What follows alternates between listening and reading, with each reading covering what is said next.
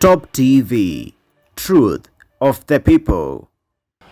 All right, we're just in time for Fact Check live on Top TV Kenya. My name is Abel Nikanero Masaite and we are coming to you live from the Biblical area. And today we are privileged to host a presidential hopeful come 2022, Bwana Reuben Kigame, who will be speaking to us on what his agenda is on the people of Kenya and also his plan to tackle the conundrums facing Kenya and Kenyans at large. You can engage us on our social media platforms at Top TV Kenya, at Abel Nikanero Masaite, and of course, your feedback will be valued. And straight into it, Mr. Kigame, karibu sana on Top TV. I am very, very glad to be on Top TV. Such a honor to have you here. The honor is mine. Have you been keeping with COVID?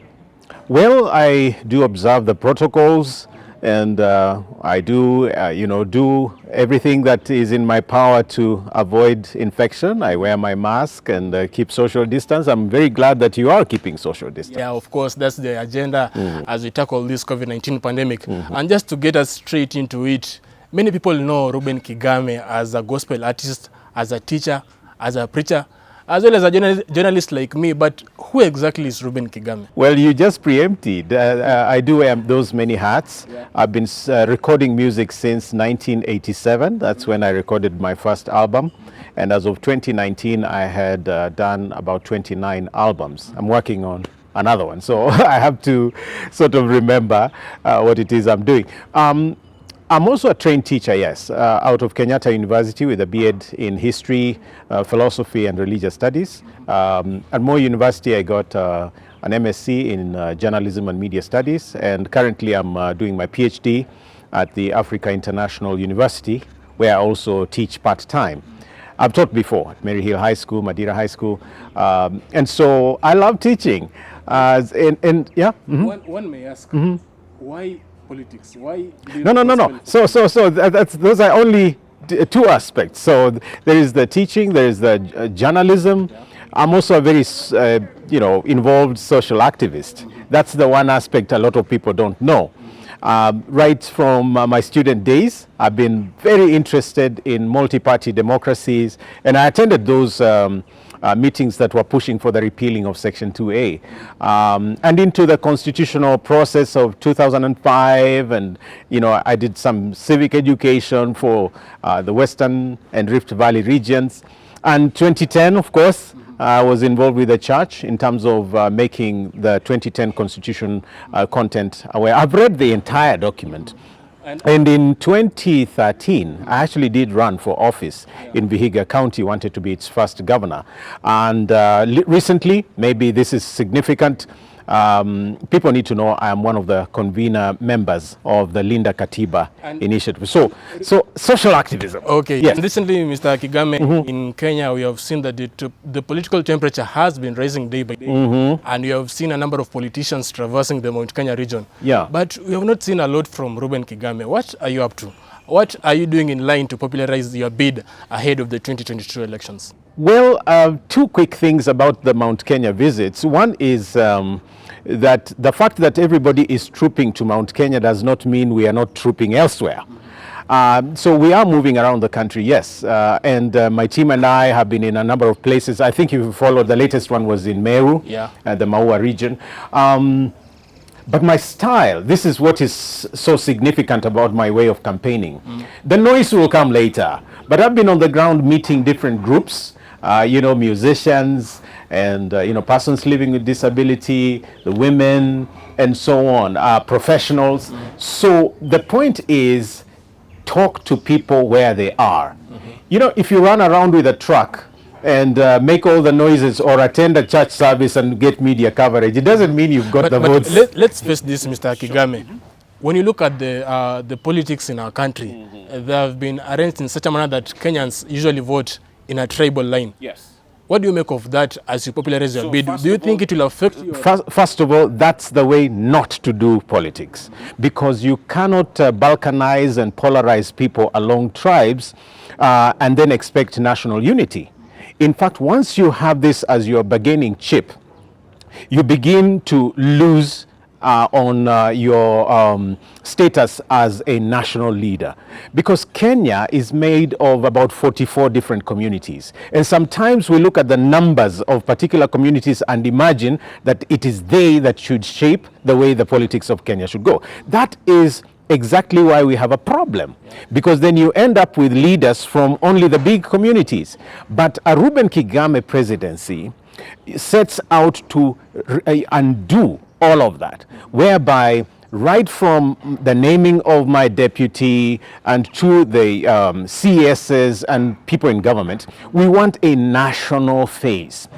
And it begins with campaigning, by the way, Omasete. It begins with campaigning, because if you promise someone a position during the campaign period, so they give you money, you promise them a position, then you're obliged to give them that position. That's how corruption sets in.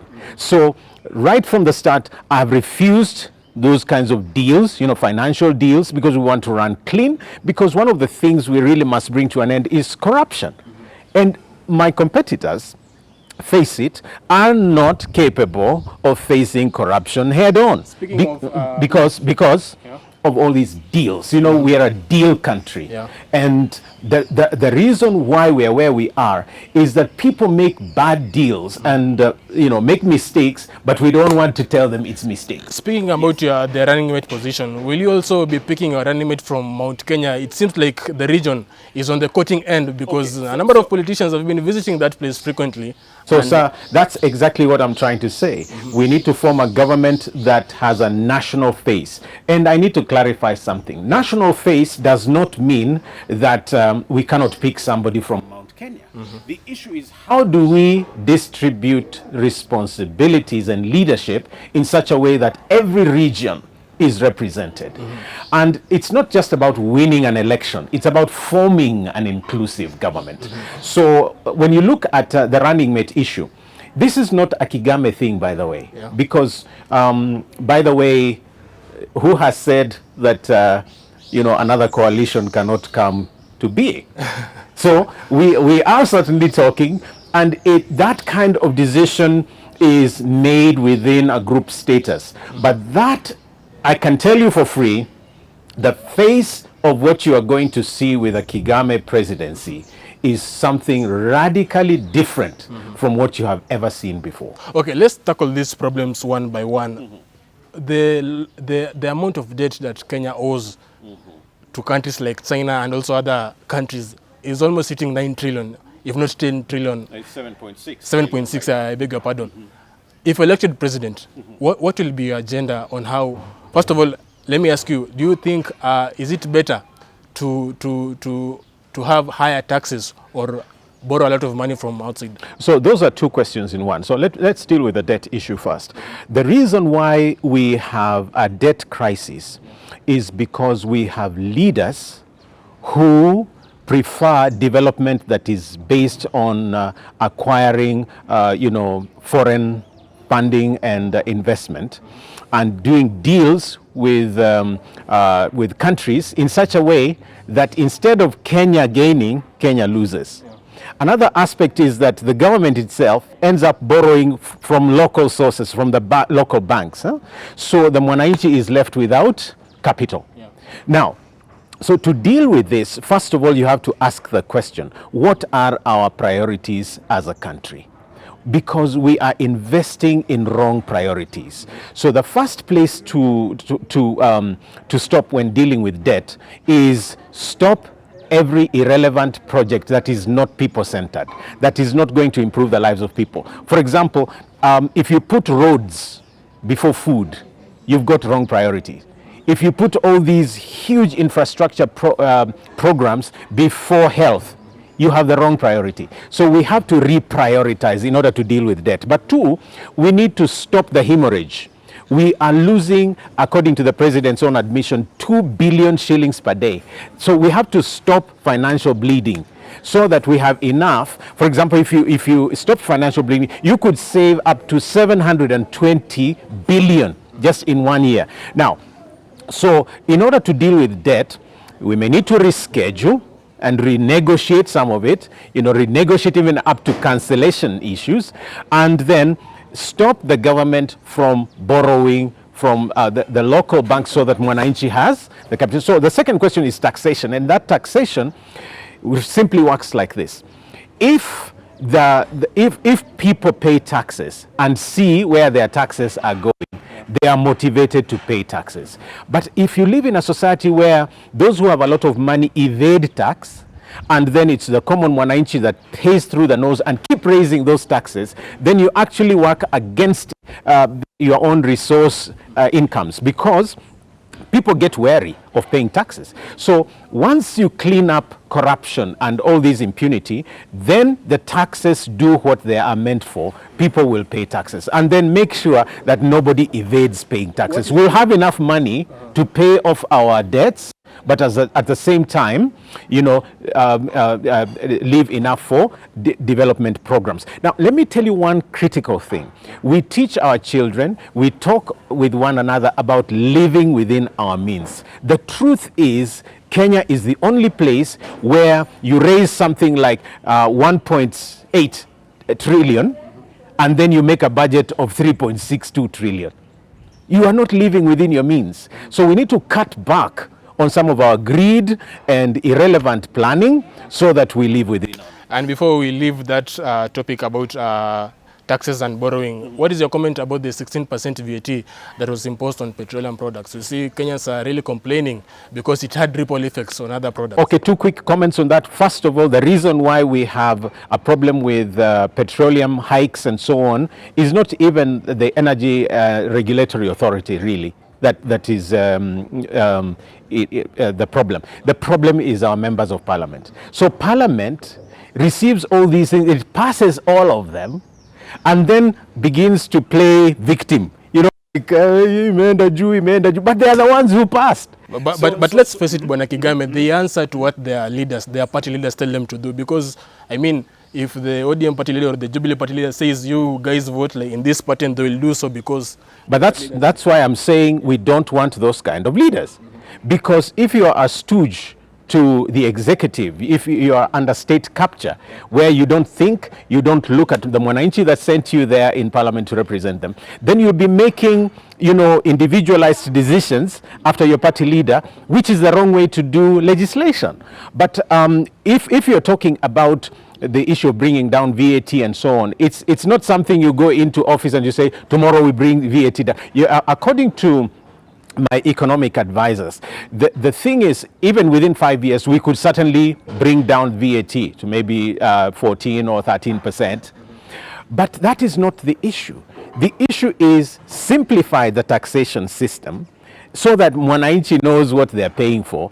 Don't give a tax here and then take it away in another place. You see, it's too complicated the way we do taxation. We are speaking to Reuben Kigame live from the Biblical area, and of course you can send in your feedback at Abel Omasete using the hashtag FactCheck, and also you can use the hashtag Ask Reuben Kigame, and we'll be sampling your views as the show goes on. Before we take a break, Bwana Kigame, I want us to touch a little bit on matters to do with education in our country. Okay. Recently, I think we now have 3 curriculums since independence, from the 7-4-3-2 system to 8-4-4, and now we have CBC. Yeah. From where you sit, what is your take about this whole CBC thing? 2 things. One is that the problem is that with Kenya's way of planning is that you actually budget for corruption. You see, if you introduce a new system, you end up throwing the country into a spin, and it's a socio-economic spin. So what CBC has done is really pushed the country to a particular direction without telling the country what was wrong with the 844, for example. So if you just wanted a more practical education, then the question I'm asking is, why not just make 844 more practical? You get it? So that's one unanswered question. That's the same thing we complained about the 7-4-2-3 system, that we wanted 844 because it would be more practical. So how do we just all of a sudden say, our children are not getting practical education enough, let's come up with a new system. A new system is expensive, but my even friend. speaking about but practical, the practical aspect, yes? In the 844 system, we had subjects like art and craft, home science, life skills. I mean, don't you think they were kind of a little bit of practical as compared to what But that's CBC exactly what I'm saying. Why didn't we implement that to the full to the fullest level. And whatever it is we want that is more practical in CBC, why not incorporate? You see, incorporation is cheaper, simpler, more predictable than overhauling and starting afresh. Somebody said, before you pull down a fence, find out why it was put there in the first place. So teachers have been left out. The parents have been left out in terms of consultation. And you hear a CS of education like Magoha come and say, you know, this thing is here to stay. So that you are basically pushing it down people's throats. The issue is we need a national dialogue on CBC. That's the point. It's not like it's a bad thing, but how do you tell me as a parent tomorrow, instead of buying maybe the 7 or 8 books, now you're going to buy 14 books. Instead of paying this, you're going to pay that. You're going to do homework with your child from today. What about those who have no parents? Those who have no capacity to do homework with their children? This thing is nonsensical. Mr. Kigame, Yes. for more than 3-4 decades, Kenya has been grappling in relation to education, things to do with classroom. There is a shortage of resources, books, and desks. As elected president, what is your plan? I mean, 3 administrations in place, but so far we are still complaining. So on we don't have education, enough desks and books. on education, before you get to infrastructure and desks and so on, the first place to stop is, are we able to get every school-going child to go to school? Because we live as if we do not have school dropouts every 8 years, you know, at the 8th year and the 12th year. We must stop this culture of punishing our youth by making them school dropouts. First of all, because of a simple exam, and 2, because of school fees. Every time I get this this invitation, you know, my child has done well, he can't manage school. The first thing is just make the government pay for education. That is not rocket science. With 10 to 15 days of tax collection, you can get every child to school in Kenya throughout the year. So my government would be working on ensuring that we have free education. What happens when you have free education? Then the money the parents are supposed to pay school fees end up being an investment platform for them to be able to make up their living.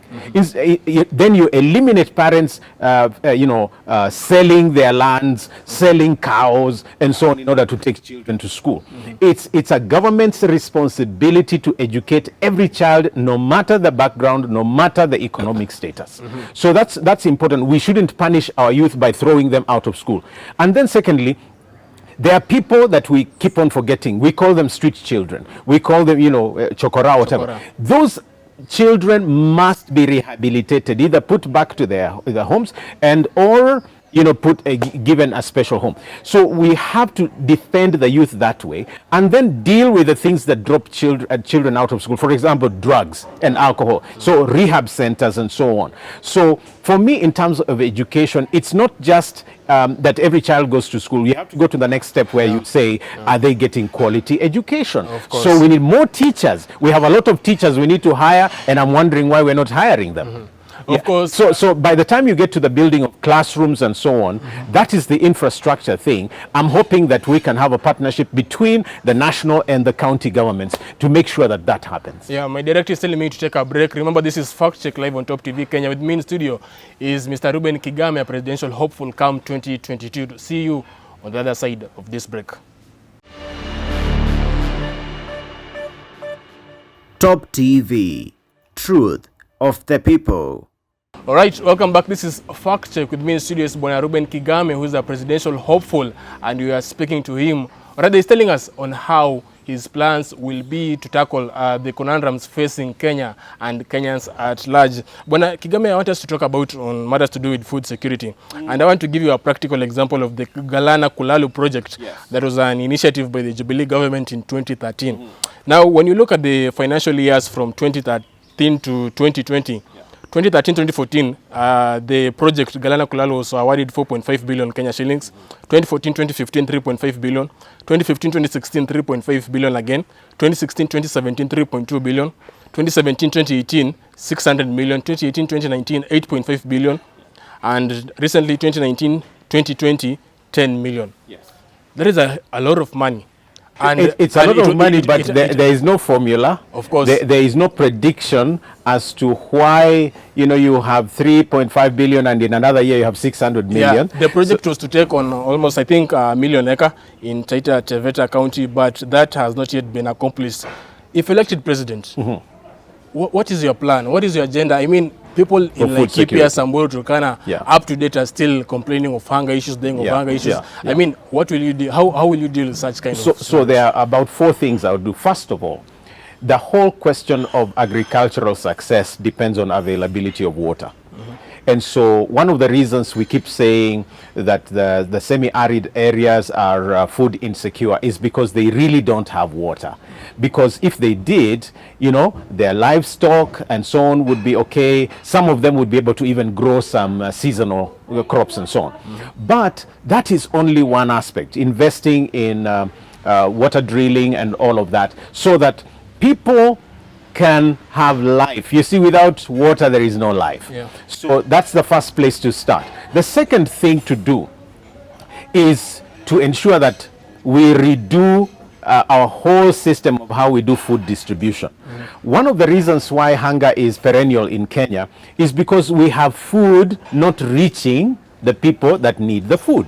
So some of it rots in the farms. Some of it has no storage capacity. Some of it is just we don't have roads to move it from one place to another. Why is it that cabbages would be fed to cattle in Nyandarua? I don't get it. Why is it that mangoes would rot in Marakwet? So these kinds of things need to be addressed. The other is really to eliminate corruption, because the reason for the failure of the Kulalo Galana project is that you imagine if you throw money at problems, the money will solve problems. The issue is there was bad planning, there was lack of accountability. Why we had, I think, less than 10,000 acres of piloting done is a question that media has been highlighting all over again and again.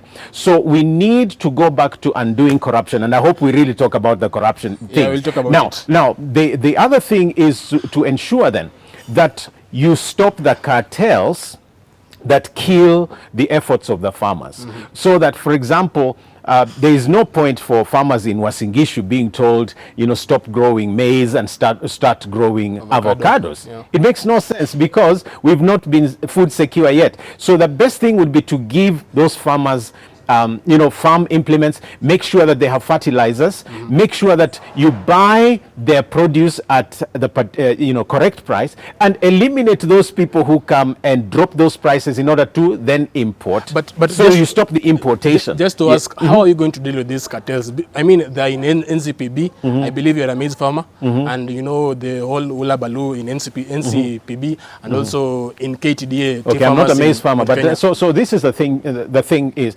it starts with a government, appointing a government that is based on what we call meritocracy, that you appoint the correct people to the correct position. You don't take, for example, a medical doctor and put him as CS in education. That should never be. So you get a farmer to be in charge of farming or agriculture. You get it? So that the decisions that are made professionally, but that they're also made by somebody who understands the farmers and what they need. The second thing is you ensure that in terms of transmission to the farmer, in terms of payment, that you eliminate as many in-betweens as possible, because the coffee, the tea, the sugar, the maize sectors are affected by people who come and fleece the farmers and then make profits that are just undesirable. So you eliminate the cartels by putting up maybe a digitized system of payment or monitoring all the agricultural produce, and or you persuade, you open up the economy in such a way that all these people, the in-betweens, can get engaged in some other way. And so we are looking at a scenario where the question should be, how much are we giving to the citizen, to the farmer, instead of how much are we producing this year? So when somebody comes and says you cannot sell potatoes that are more than 50 kilograms, let's say, have you consulted the farmers? You see, that participation is so important. If you, before you take any decision, talk to the people. We should have a people-centered government, and it's the same with youth. You can't sit in Nairobi and, at a boardroom decide this is what the youth want. You have to face the ground. Yes, they call it for ground. Call them, sit with them, ask them. This is what we want to do. What do you think? How should we go about it? What are your priorities? Enough said on matters to do with food security. Let's get to matters to do with land. For decades now, land issue has been a problem in Kenya.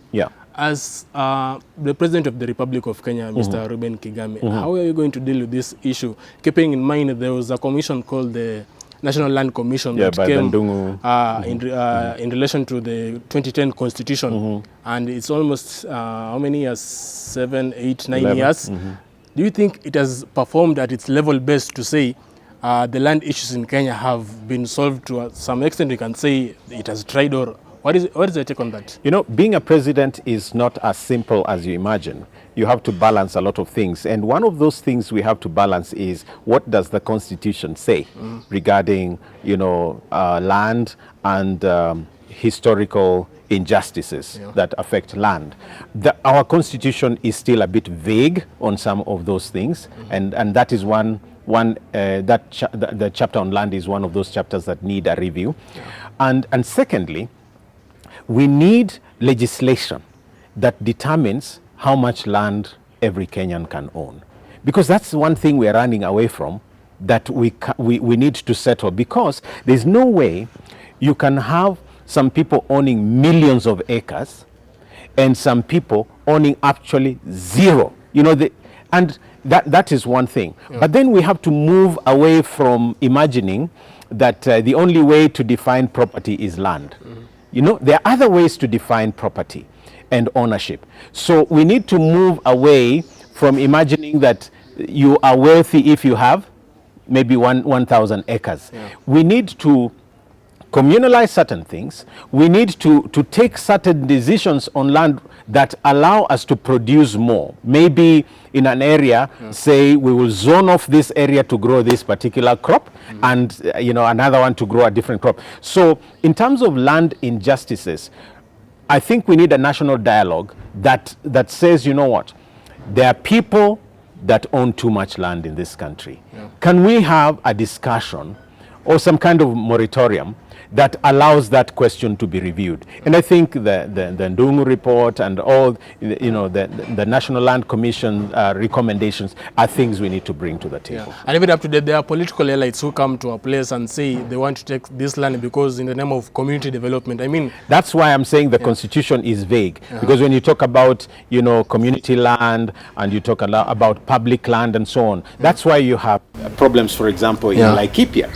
When you have all these conservancies and so on, and you are doing conservancies in a place where you have pastoral cultures, people who feed their flocks by allowing them to graze, then you treat them as trespassers because they did what is naturally, a community practice. So we need to come to the point where even before you buy land in a particular area and fence it off and so on, maybe there needs to be community participation. So you can't go in an area and say to someone in Samburu or Pokot that you cannot graze your land here when that has been done for 300 or 400 years. And you have been largely waiting for this topic, things to do with corruption. I mean, from Goldenberg to Eurobond to Anglo leasing, Aurora and Kimore Dam scandal, and recently Kemsa, even the president is on record admitting that 2 billion Kenya shillings is being stolen every day. As the head of state, as the commander-in-chief, what is your plan? What is your plan? So before tackling the head of state position, I need to speak to every citizen of Kenya and just say this. Let's be realistic. If someone has been in government before and has not fixed the corruption issue, has not slain that dragon of corruption, if they promise you that they're going to do anything, I don't think we can trust them. So we need a fresh start. We need a fresh look. But that comes with citizens answering the next question. Who is the right president and who are the right leaders that can lead this country? I put it in one word: people of integrity. We need leaders of integrity that have not been caught in scandals to lead this country. And one of the reasons why I'm offering myself for a fresh start is, I ask, like Jesus did once, who of you have I swindled? Samuel asked that in the Bible as well. Whose land have I taken? Whose property have I taken? Who is it that I have swindled and cheated because of anything that is called corruption? Now, if you can find such people, and there are many, then these are the people you should give an opportunity to lead you. Now, the second thing is, once I'm in office, the first day of being in office begins with asking the question, what have the courts determined or found out regarding the corruption cases? If the courts have recommended prosecution, we want people prosecuted. If there is lack of evidence, we want those cases re-examined and terminated. We will give what we call amnesty, a period for people who are named or have been implicated to be able to make right. Now, if they don't, then I hope nobody will ever blame me for being the first president, in fact, to jail some big fish as well. Because when it comes to the law, it seems as if those who are in office or in positions of power never face justice. So they seem to be above the law.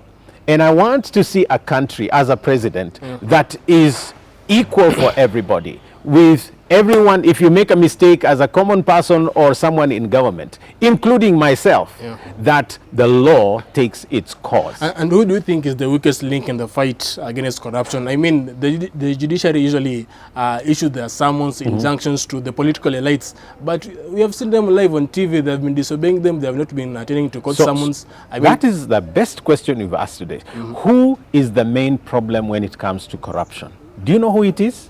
Who it is? It's you and me. How? Because one, we are the ones who elect these people. We can't pretend we don't know who we elect. If we elected people we don't know, that would still be a problem.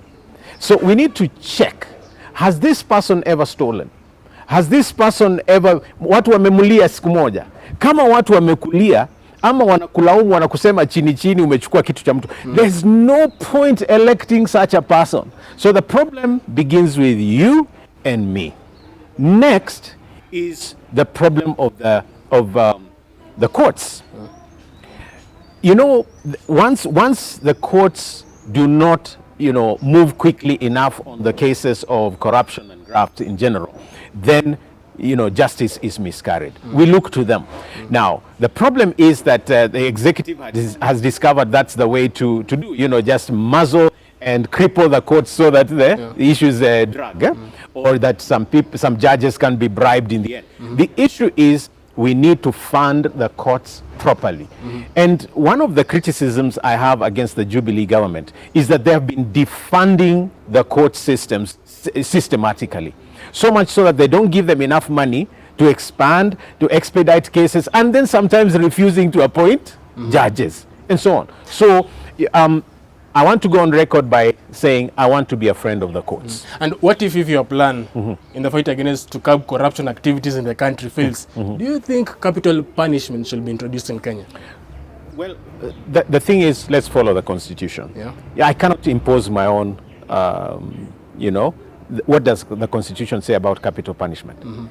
So that is one. The other thing is, I do not have room as a presidential candidate, or hopeful as you call me, for being defeated by the issue of corruption, because that's going to be my number one agenda. If I cannot give anything to Kenyans as a presidential candidate, then at least let me fight corruption and impunity and build a government of national unity, and the rest can take care of itself.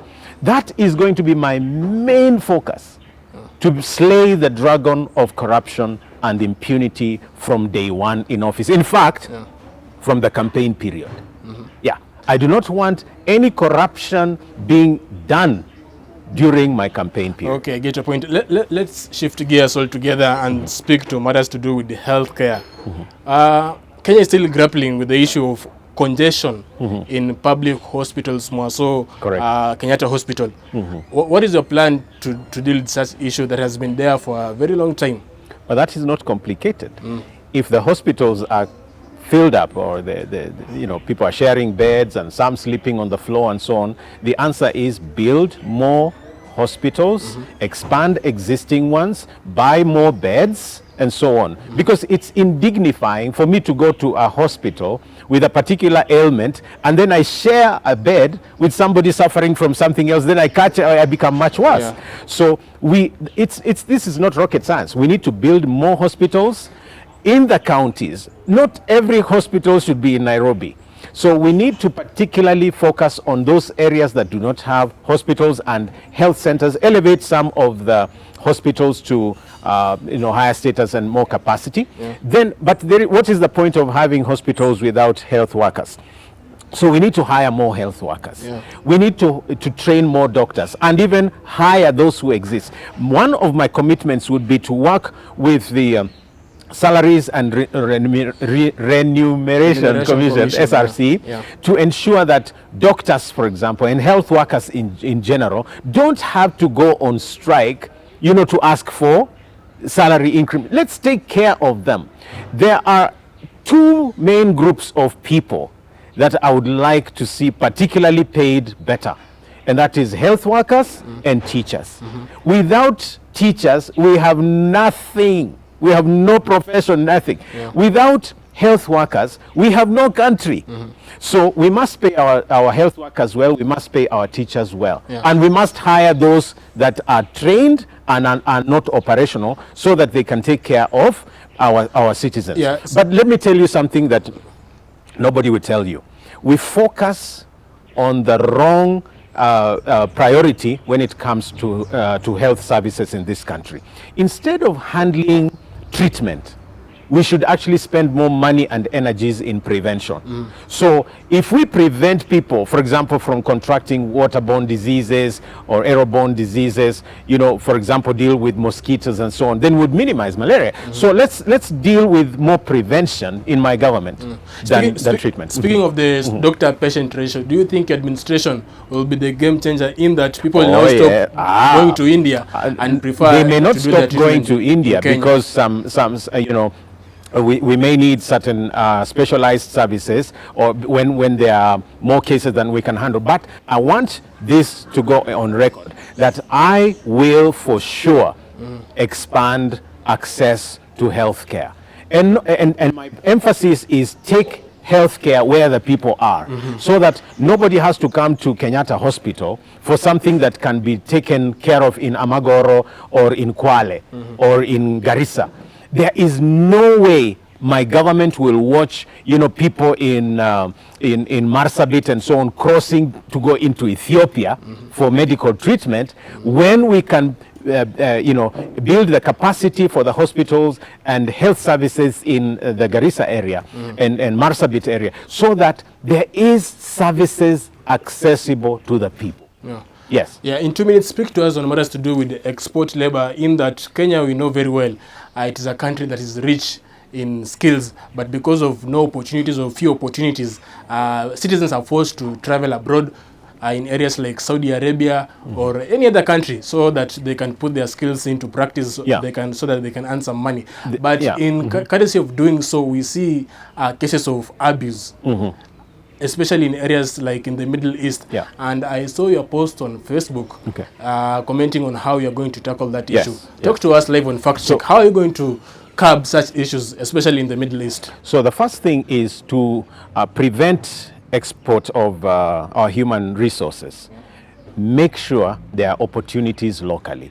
The only reason why Kenyans go to the Middle East or Europe or America to look for jobs is because we have made it difficult for them to get jobs locally. So we must expand the job opportunities, and it's just that time fails me to show you how we will do that. Secondly, we need to pay our workers better, because there is no way a nurse who is trained will fail to take up a job in Namibia or Europe when Europe or Namibia will pay 3 times what we, and we're not saying that everybody will therefore be paid 3 times, but let's make terms of employment so conducive that people can pay their rent, people can have food, people can have something to have for leisure, the fundamental rights for survival and existence. So my government would be keen on ensuring that, one, we prevent